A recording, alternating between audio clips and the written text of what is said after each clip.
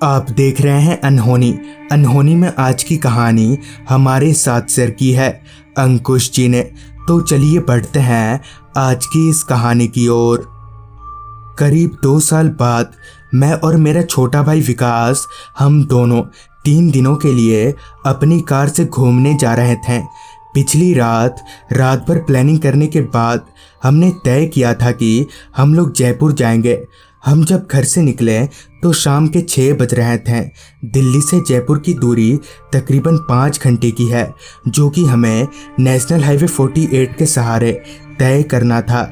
विकास काफ़ी खुश था क्योंकि वो पहली बार जयपुर जा रहा था। फिर जैसे ही हम भीड़ भाड़ वाले रास्ते को पार करके हाईवे पर आए तो मैंने कार को भगाना शुरू कर दिया। मेरी कार पूरी रफ्तार से नेशनल हाईवे 48 पर आगे बढ़े जा रही थी कि तभी विकास ने इशारा करके कार रोकने को कहा, तो मैंने कार को साइड में रोका। कार रोकते ही विकास ने कार का दरवाज़ा खोलकर बाहर निकला और रास्ते के किनारे उल्टियाँ करने लगा। दरअसल विकास को डीजल की गंध से एलर्जी है और कार से थोड़ी दूर जाते ही उसे उल्टियाँ आने लगती है।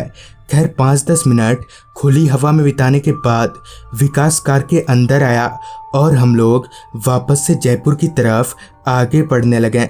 फिर जब कार चलाते वक्त मैंने अपनी घड़ी में वक्त देखा तो वक्त हो रहा था रात के 9 बजे का, और अब तक हमने आधा सफ़र भी तय नहीं किया था क्योंकि इन 3 घंटों के दौरान हमने कार को विकास के उल्टियों के कारण कई बार रोका था।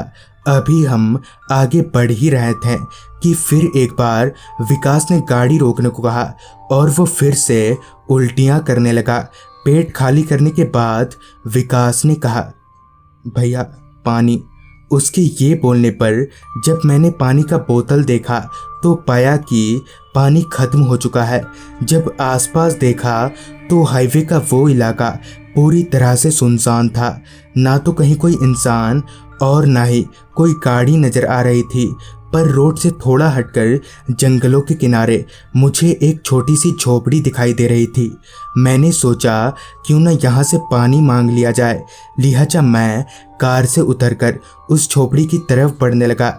फिर उस झोपड़ी के पास पहुंचकर मैंने दरवाज़ा खटखटाया, मगर बहुत बार खटखटाने के बाद भी किसी ने दरवाज़ा नहीं खोला, जिस वजह से मुझे लग रहा था शायद यहाँ पर कोई रहता नहीं होगा। अभी मैं वापस गाड़ी की तरफ पलटा ही था कि उस झोपड़ी का दरवाज़ा अपने आप ही खुल गया। इससे पहले कि मैं अंदर दाखिल होता, एक कटा हुआ हाथ पानी का गिलास लेकर मेरे सामने आ गया। उस कटे हुए हाथ को देखकर मेरा शरीर एकदम से कांपने लगा था।